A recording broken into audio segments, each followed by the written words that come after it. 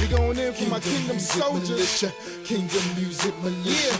Kingdom music, militia. How everybody doing? My name is E-nyse. I'm one portion of KMM, Kingdom Music Militia. And I wanted to go ahead and do a video response to this week's episode of Preachers LLA. First off, just a side note, I want to say it is amazing how much hot mess they can fit into what should be a Christian show.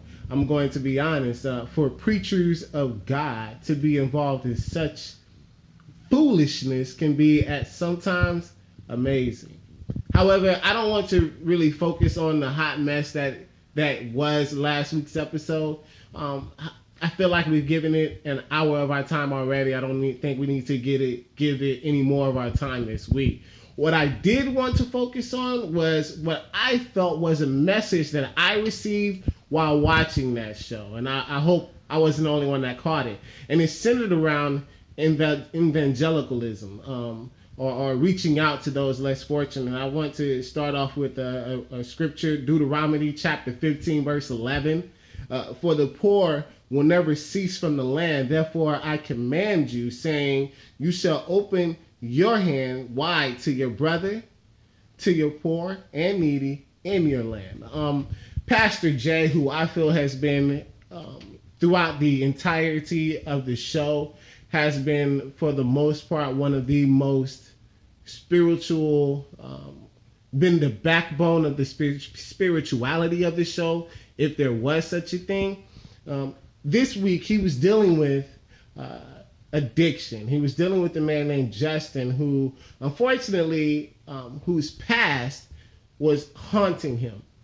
He had been dealing with some issues in regards to his mother, drug use, an inability to get away from what a lot of times what we would call the pain of living. Pastor Jay went down to this man. He found this man on the streets, barely awake, barely coherent. He fed him and he gave him the word. He invited him to church.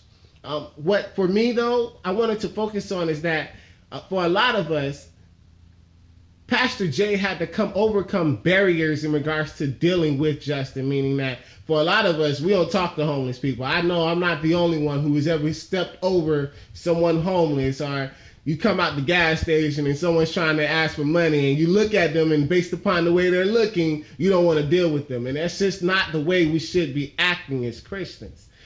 Pastor Jay got over those barriers. And what I see what we don't realize is the pain and the hurt that some of those individuals are in fact dealing with. That hurt can eat you alive, not just mentally or physically, but spiritually as well. That pain can create a wedge between you and God. I feel like Pastor Jay this week spent a lot of time focusing on that aspect, because it's not just something that plagues Black America or urban America, but with the proliferation of prescription drug use or drug abuse, suburban America as well. I'm sorry about that. Suburban America as well.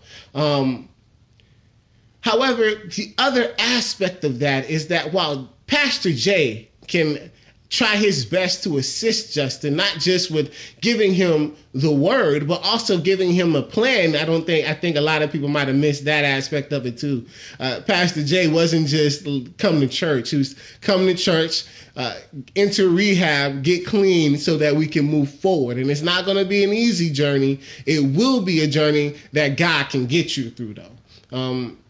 With that being said, it's not something Pastor Jay can do for Justin. Justin has to take his salvation into his own hands. We can lead a horse to water. Unfortunately, we cannot make the horse drink. And I think it was set up that way by design. So I would challenge everyone out there to try their best sometime this week to reach out and give a hand to someone who may be less in need.